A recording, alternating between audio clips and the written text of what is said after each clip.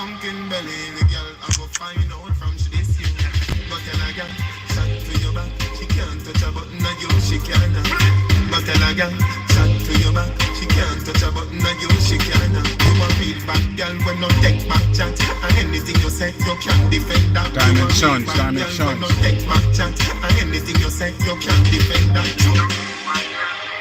Alice Lopez in the building. I'm about to get in. It's gonna be real quick. I just gotta say something real quick. Rudolph Manor, Cincinnati, Ohio in the building. Hello, fam. Hang time in the building. What's good, bro? Rudolph in the building. What's good, soul brother?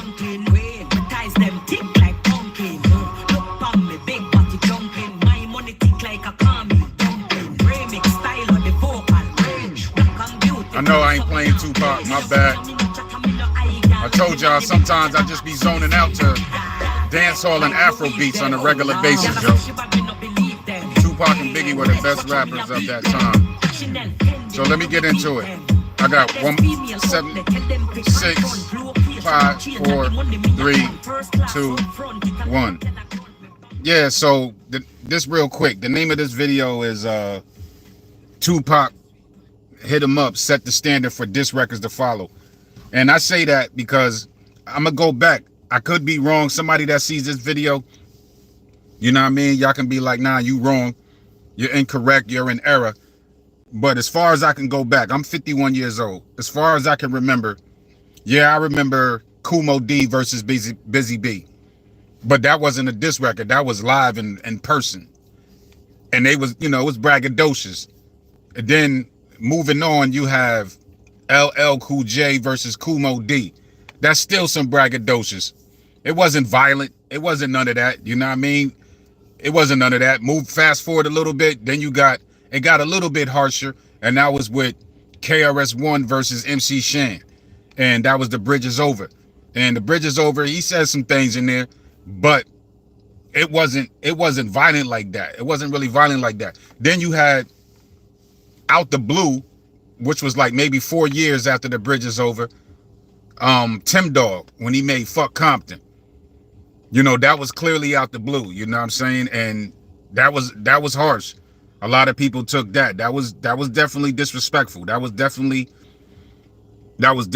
a disrespectful record. Mosh in the building. Jay Wall in the building.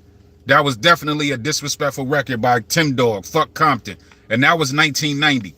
Now I'm trying to remember, you know, diss records in 91, 92. I can't really think of too many. You had Pete Rock, you had Guru, Gangstar, Tricore Quest. It wasn't a lot of diss records right then and there. And 92, 93, I can't think of, somebody help me out. Somebody help me out who in the building, if you're old enough to remember, because I don't think I'm wrong. I don't think I'm in error for what I'm about to say. 93, I don't recall. Wait. Then you had Ice Cube, No Vaseline. LaQuasha in the building. You had Ice Cube, No Vaseline, which was extremely harsh. But that particular diss record was directed at his crew, his ex-members. So it was kind of personal, and it was a metaphorical diss record. If you was to do that now, it's a lot of pause, yo, Ice Cube, pause, yo, Ice Cube, pause. There's a lot of pause in there. Yeah. Diamond Chuns says No Vaseline. Yep. So that was I think No Vaseline was 91 or 92. Then you had 93. 92, 93, and I believe there was Dr. Dre and Ice Cube when they was dissing Luke Campbell. That was on some pause shit too.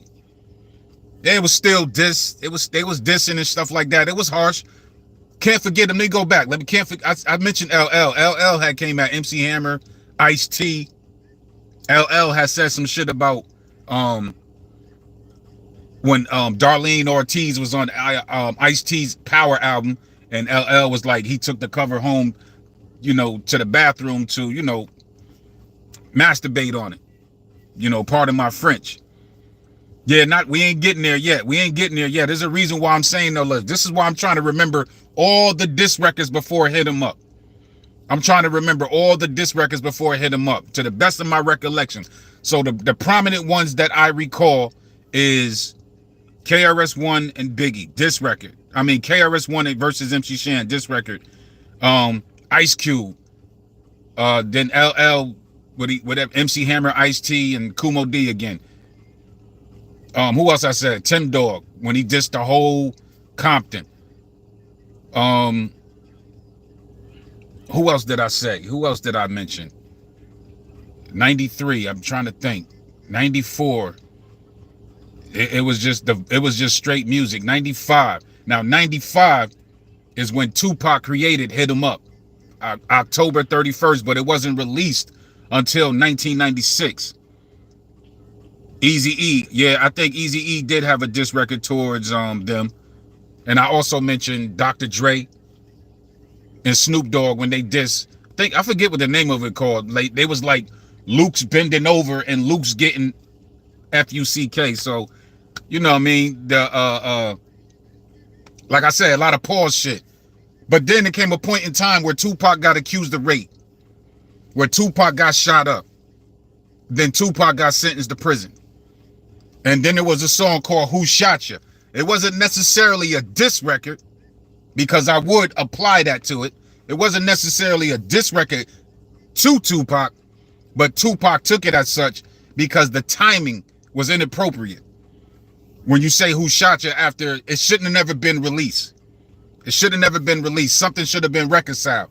But being that it didn't, I think Who Shot Ya came out in what, late 94? Late 94, sometime 95, I believe. I'm getting old, so you know what I mean, but I'm not too far off. So then Tupac records Hit 'Em Up in 1995. I remember hearing it. I think I heard it in 1995.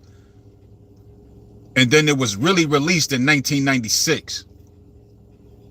But I can't really recall. I'm drawing the blank.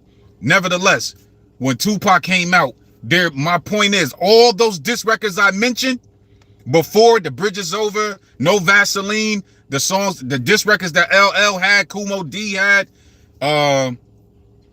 Dr. Dre and Snoop Dogg, what they had against Luke Campbell, and I think Luke Campbell sent something back at them, what Eazy-E had, what Ice Cube had, even what Tim Dog had. I would have to go back and revisit Tim Dog's F Compton. None of them shits was on the level of Tupac's Hit 'Em Up. Why? Because that shit was a different set of energy.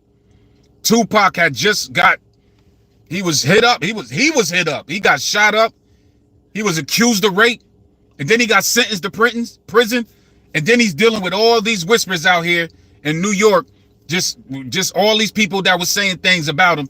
And he came out relentless. And he starts it off with, that's why I banged yo. That's why I effed yo, you fat mother. And then he just went in. Then he came at Jay-Z, Lil' Kim, rest in peace, Chino. Came at Mobb Deep. He ain't come at Nas on this track.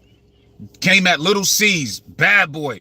And anybody, he said, anybody from New York, whatever. He said, my fo make sure all you kids don't grow. So it was personal. It was angry. This is why people like Ice Cube, people like Ice-T, people like Snoop Dogg, this is why they felt Tupac went too far, because they wasn't used to that type of aggression. They wasn't ready for that. That was new to their ears. They was like, here you go talking about dudes bending over, getting banged in the butt. Ice Cube saying a lot of gay references. What you think No Vaseline means? Metaphorically, it was dope, but pause moments. You know, the shit that Dr. Dre and Snoop Dogg shot at Luke Campbell. The shit that LL said against Ice-T, Kumo D and them, that shit was light. The hardest shit prior to Hit 'Em Up was KRS-One's The Bridge Is Over, where he just bodied Queensbridge. Body anybody from Queensbridge. They had to deal with that. but it wasn't really violent. You know what I mean? That's why you can rock out to it to this day and party to it. Hit 'em Up. That shit was extremely violent. And why was it extremely violent? Because what the ordeal that Tupac went through was extremely violent, and it was traumatizing, and it was a lot to handle when a woman is accusing you of rape. Now, somebody might say, like, what's the rape got to do with the song? You got to understand all this venom, all this shit it went inside that.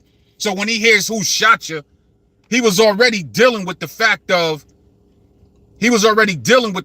like, yo, before he got shot up, he was already going to court for the rape case. And then he gets shot up. And then some short time later, he goes to prison. And then he hears people saying he got RAPE in prison, that he was getting beat down, that dudes was doing this. He found out the dudes was trying to get at the girls that he was rocking with. He couldn't trust nobody. And then on top of that, even, all right, New York, New York by the Dog Pound. I don't know if that was mentioned. New York, New York by the Dog Pound. That wasn't a diss record. That was bigging up New York. But the video itself became a diss video. It became a diss video. And rumor has it, or it was, you know, people said that there was people out there that heard Biggie on the radio saying, like, yo, I think he thought Tupac when them was out there, or the Dog Pound. I got that misconstrued. However, it has something to do with the West Coast dudes, and dudes shot up their trailer. That right there also sparked Tupac, like, yo, I'm gonna ride on these dudes. I'm gonna ride on these dudes like that. So all that, he internalized all that. And then boom, he made Hit 'Em Up. Yeah, the Outlaws did their thing on it, but Tupac is most definitely the highlight on Hit 'Em Up. He is most definitely the highlight of Hit 'Em Up from the intro. That's why I fucked your bitch, you fat motherfucker, to the 2 raps that he gave you. And then the outro, where he was spazzing so much that the studio equipment started fuzzing out. Tupac's Hit 'Em Up set the standard for the rest of the diss records that came after to follow. And that would be now songs like Takeover, Ether,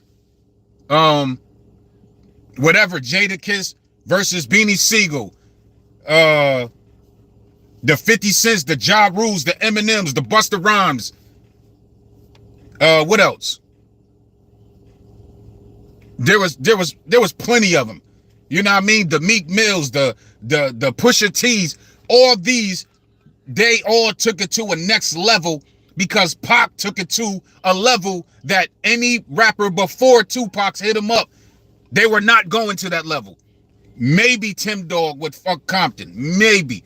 But you got to listen to that all over again. That was dissing the whole West Coast.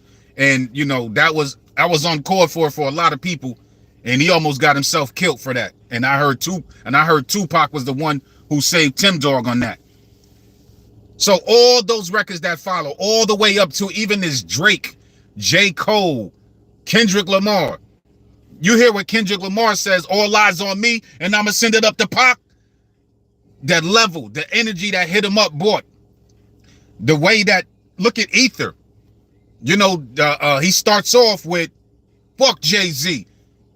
And the intensity, the anger of what Tupac was going through, it influenced these rappers to do what they did.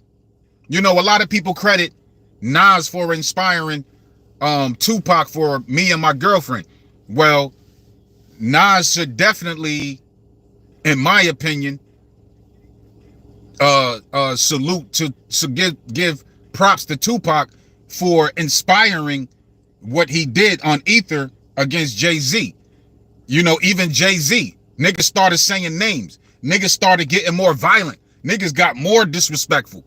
More disrespectful. Ether was disrespectful. Super Ugly by Jay-Z was mad disrespectful. Now let's fast forward some, because I'm about to end this off in less than 4 minutes. Let's fast forward some to Momo in the building. Let's fast forward to J. Cole's new song, Porter Antonio, where J. Cole sounds unapologetic. He sounds apologetic, excuse me, And he sounds kind of sad, but he's also not being real with himself. Now, J. Cole came at Kendrick Lamar, and if you go back and listen to 7 Minute Drill, you'll hear J. Cole being extremely violent towards Kendrick Lamar. He was talking about like, yo, if shots get to popping, I'm the one clinching. Yo, I heard there was tension. This shit come with extensions. Like, he really went in on Kendrick Lamar. And if you go back and listen to Kendrick Lamar's Like That verse, Kendrick was really keeping it rap. There is a part where Kendrick said, I choose violent, but even Genius, the people that break down lyrics, was saying like, that wasn't, that was just metaphorically on the microphone. So Kendrick Lamar was not getting violent. J. Cole got violent first. And then right after that, J. Cole apologized to Kendrick Lamar.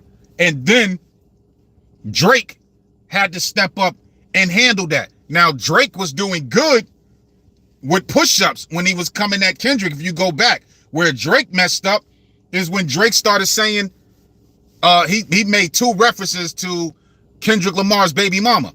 And then Kendrick Lamar came with Euphoria in 616 and basically told him, like, yo, just keep it rap. Only thing Kendrick Lamar said about Drake was like, yo, you ain't a good father. You know what I mean? You ain't like that.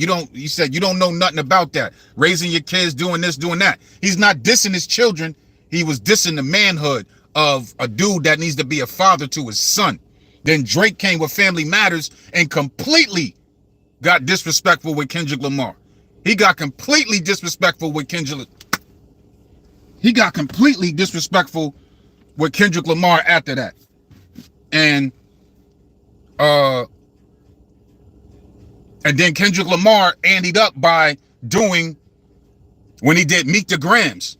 So now this is Kendrick Lamar is a dope ass lyricist. So now I got to go in on you on what he did on Meet the Grams. And then he took it to a whole nother level with Not Like Us, and where he shouted out Tupac.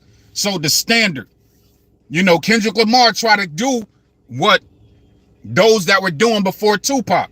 Yo, just keep it rap, my nigga. Don't make it personal. Don't make it this. Don't make it that. But these niggas, Drake, J. Cole, that's why J. Cole apologized. J. Cole he got hip to Tupac from his stepfather when he was in Germany. His stepfather was in the army or some shit like that. And he gave him Tupac's first album, Tupaculous Now. And J. Cole got hip to that. So J. Cole music is really on some Tupac conscious type shit. You know what I mean? He should stick to that. But you can do battling. You know what I mean? If you're going to brag about being this dope ass rapper, being number one, then people are going to expect that when the challenge comes. So when the challenge finally came and J. Cole stepped up to the plate, which I thought was good, but when he apologized, it's just like, I can't respect that. That's not hip hop. That's not what we do in hip hop. And J. Cole thinking it's going to get bloody and violent and all this other hoopla. Like, nah, that was nonsense. So, and then he apologizes to Kendrick Lamar. Doesn't even give Kendrick Lamar the opportunity to respond to J. Cole. And Kendrick is like, F it, you know what I mean? You disqualified. So I won that one. Don't say no more about it. And then he just bodies Drake. I don't care what people say. That's the truth. He bodies Drake. But now J. Cole comes back with a whole new song called Port Antonio. And he's trying to flip the narrative and saying like, yo, we wanted, we fans, we wanted blood. We wanted this. No, we wanted lyrical warfare, bro. J. Cole is trying to attribute that shit to like Biggie and Pac. Stop saying Biggie and Pac died over hip hop. No, especially in particular, Tupac. Tupac did what he did at MGM, and that had nothing to do with Biggie, Puffy. It was Tupac stepping up. Now, everybody can add all the conspiracies with the Keefy D and say Puffy sold this and all that other shit. But Tupac ran up on Orlando Anderson, and then everybody jumped in, and then you seen what followed. There wasn't over no hip-hop shit. Biggie, when he got on the radio and they asked Biggie about, Tupac, he was like, yeah, I feel him, but I got to get on with my life. And then you did a diss record, Long Kiss Goodnight, where a lot of people, it was confirmed and a lot of people thought at that time that you was dissing Tupac. So if anybody that might have died over that, it might have been Biggie.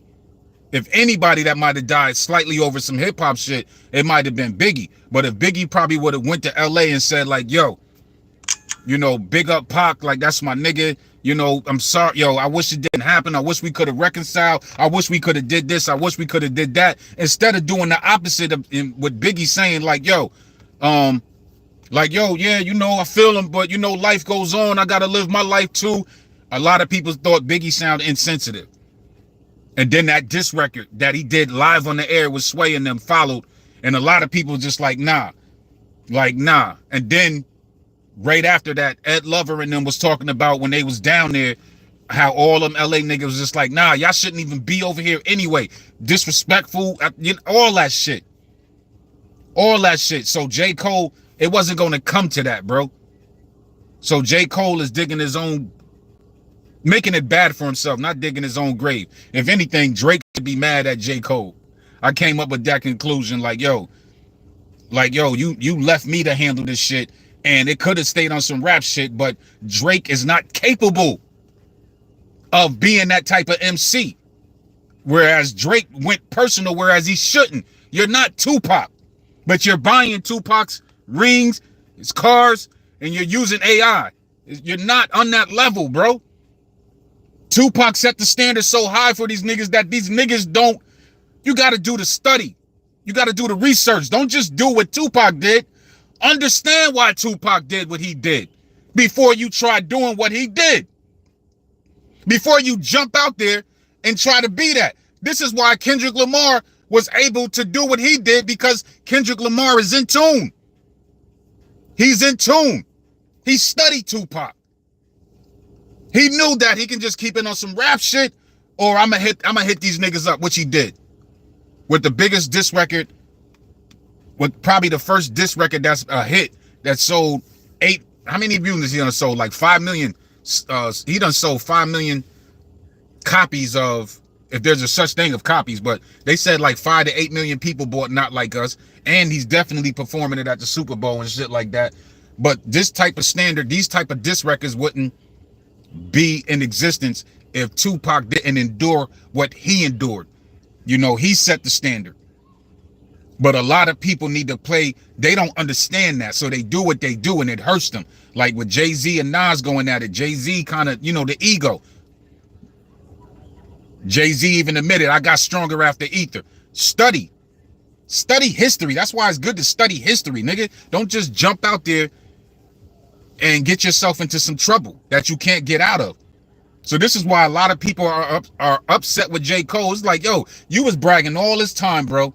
Then you came at Kendrick Lamar, and you came at him violently, and then you apologized, and now you over here again talking about I would have never lost the battle. I would have lost the bro and gained the foe. Come on, bro. You're not doing it right. Stick to making music like Tupac did when it came to, stick to making songs like Tupac did when it's like Dear Mama, Keep Your Head Up, still Brenda's Got a Baby. Stick to those kind of records, J. Cole. Don't brag no more about being a rapper. Don't do that no more. Don't try to get in the battle. Don't try to get violent. That's not you. Drake, Lil Wayne told you, stick to making songs for the women. That shit ain't you. But y'all niggas ain't listening. Kendrick is from the west side, from the west coast. He knows that shit. Y'all niggas don't. Y'all niggas just going off pure imagery and video of Tupac, and you're listening to Tupac's Hit 'Em Up, but you're not putting it in context. Tupac made Hit 'Em Up out of pure pain, anger, and a whole bunch of shit. People that he couldn't trust no more.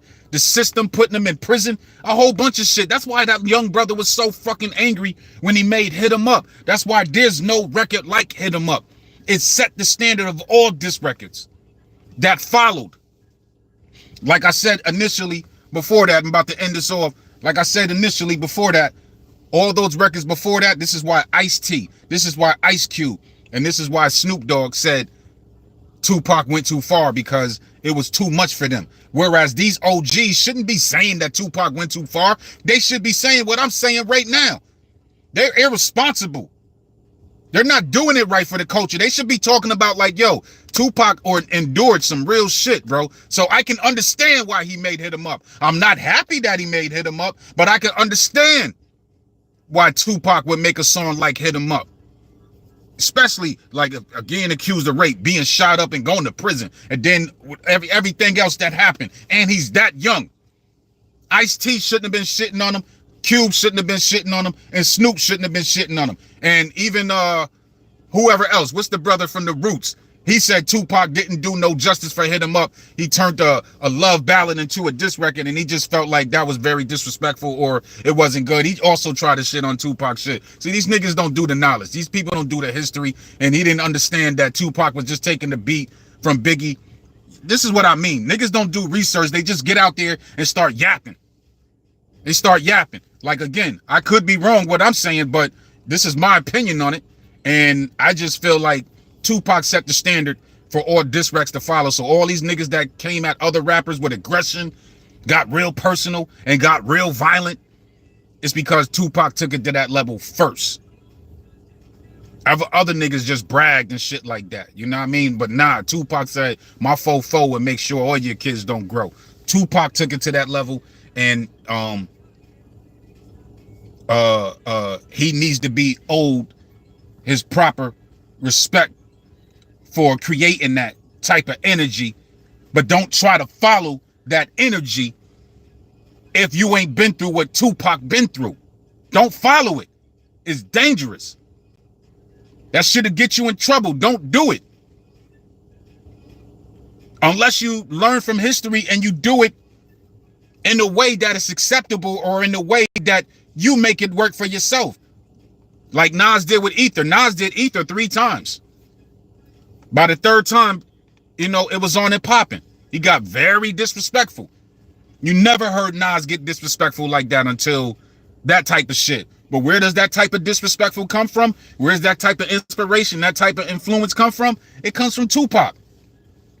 But then again, disrespect, diss means diss records. But nevertheless, that I still believe the energy of a diss record, the energy of Hit 'Em Up is the reason why, you know, niggas took it to a whole nother level. With Jay-Z saying, I left condoms on your baby seats. That's just as, you know, that's just as fucked up as Tupac saying, that's why I fucked your bitch. You know what I mean? But I got less than 2 minutes. Salute, fam. I'm door dashing. Pain 82. You door dashing? Word bun. John X. Pac would have thrown that punch regardless if a Crip of Blood. Are you Steve-O? Oh man, let me. Where my homegirl LaQuash at, man?